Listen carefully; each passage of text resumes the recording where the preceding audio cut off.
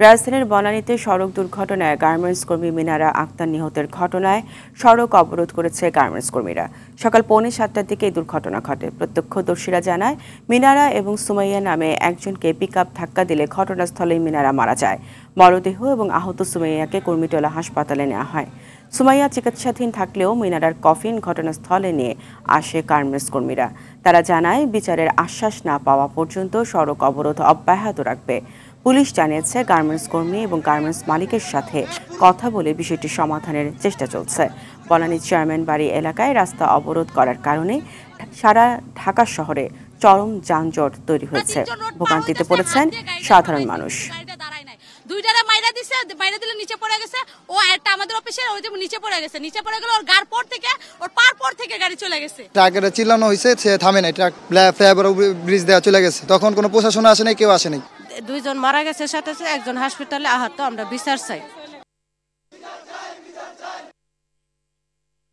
দর্শক, এই বিষয়ে বিস্তারিত জানাতে রাজধানীর বনানী থেকে যুক্ত হচ্ছেন আর বাদল, এখনো কি গার্মেন্টস কর্মীরা সড়ক অবরোধ করে রেখেছে কিনা, জানতে পেরেছেন কিনা? এছাড়া এখন সর্বশেষ কি অবস্থা দেখছেন সেখানে জানাবেন। সকাল 6:45টার ঘটনা এখন পর্যন্ত কোনো সমাধান হয়নি। আমরা পুলিশের সাথে কথা বলেছি, তারা এড়িয়ে যাচ্ছেন এবং তারা বলছেন এই দায়টি আসলে তাদের না, এবং মন্ত্রণালয় থেকে তাদের পক্ষ থেকে মানে ঊর্ধ্বতন দায়িত্বশীল পুলিশের সাথে এখন পর্যন্ত কেউ যোগাযোগ করেনি। এটি একটি ব্যস্ততম সড়ক। এই সড়ক দিয়ে যারা বিদেশগামী যাত্রী তারা এয়ারপোর্টে যায় এবং দেশের বিভিন্ন স্থান থেকে প্রবেশ করে। এই যে যানজট তৈরি হয়েছে সকাল 7টার পর থেকে, তখন থেকেই কিন্তু অনেক জায়গায় অ্যাম্বুলেন্সে শত শত রুগী আটকে আছে। ভোগান্তির শিকার হচ্ছে অনেক মানুষ, অনেক শিশু, বৃদ্ধা। এই দিক দিয়ে এই পথ দিয়ে যাচ্ছে, তাদের কাছ থেকে জানছিলাম তাদের ভোগান্তির কথা। একজন মানুষ সড়ক দুর্ঘটনায় এখানে নিহত হওয়ার পরে আসলে এই পরিস্থিতি তৈরি হয়েছে। এখানে ভোগান্তির শিকার একজনের সাথে কথা বলবো। আপনি কি ধরনের ভোগান্তির শিকার হচ্ছেন? আমি ভোর 6:30টার থেকে এখানে এসে আটকে আছি। আমরা যখন আসি তখন মাত্র অনেক খোঁজাখুঁজি পরে 3টা পুলিশ পেয়েছি। এরপরে পুলিশকে আমি জিজ্ঞেস করলাম যে এই ঘটনায় আপনি এটা কি সলভ করতে পারবেন? বলে তো আমরা তো পারতেছি না। আমি তখন জিজ্ঞেস করলাম যে আপনি সলভ করতে পারবেন না, আপনার ঊর্ধ্বতন লোকজন এখানে নাই কেন? আপনি পারবেন না, আপনার যে পারবে তাকে এখানে আসতে হবে, তারা আসে নাই কেন? তখন যখন আমি পুলিশের সাথে কথা বলি তখন 3 ঘন্টা অলরেডি ওভার হয়ে গেছে। বলে যে আমরা চেষ্টা করছি। বলে আপনারা কিন্তু এরকম মানুষকে এইভাবে বুঝাতে পারবেন না। নিশ্চয়ই একটা অথরিটি আছে বাংলাদেশের এখানে, যিনি এটা সলভ করবেন, যিনি সলভ করতে পারবেন তিনি এখানে আসবেন, এসে গার্মেন্টস শ্রমিকের সঙ্গে কথা বলবে, যার ক্ষতি হয়েছে তাকে কি করতে হবে না করতে হবে।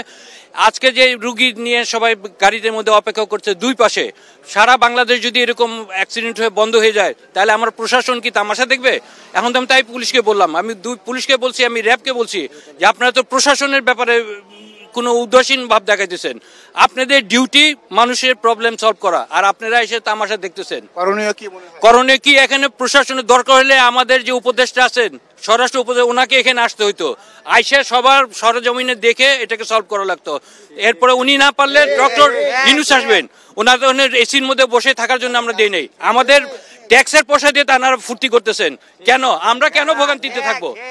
সবাইকে জিজ্ঞেস করেন, সবার একই বক্তব্য। আপনাকে আসলে শুনছিলেন যে এই যে চরম ভোগান্তি তৈরি হয়েছে, লক্ষ লক্ষ মানুষ আসলে আটকা পড়েছে এবং যে কারণে তারা ক্ষোভে ফুঁসছেন। এখানে আইন শৃঙ্খলা রক্ষাকারী বাহিনীর সামান্য কিছু সদস্য রয়েছেন, তারা আসলে এখানে বিক্ষিপ্তভাবে গার্মেন্টস কর্মীরা রয়েছেন, তাদের দু একজনের সাথে হয়তো কথা বলছেন, কিন্তু এই সমস্যাটি সমাধান হবে কিভাবে সেরকম কারোর সাথে, দায়িত্বশীল কারোর সাথে এখানে পুলিশের পক্ষ থেকে কথা বলা হয়নি এবং মন্ত্রণালয় থেকেও সে ধরনের কোনো নির্দেশনা আসেনি, যে কারণেই এই চরম ভোগান্তি তৈরি হয়েছে এবং অবরোধ এখানে এখনো চলমান রয়েছে। আমরা জানতে পারছি যে এখানে এই সমস্যার সমাধান না হওয়ার কারণে অন্য যে গার্মেন্টসগুলো রয়েছে সেই সব গার্মেন্টস কর্মীরাও ধীরে ধীরে রাস্তায় নামার চেষ্টা করছেন এই বিচারের দাবিতে।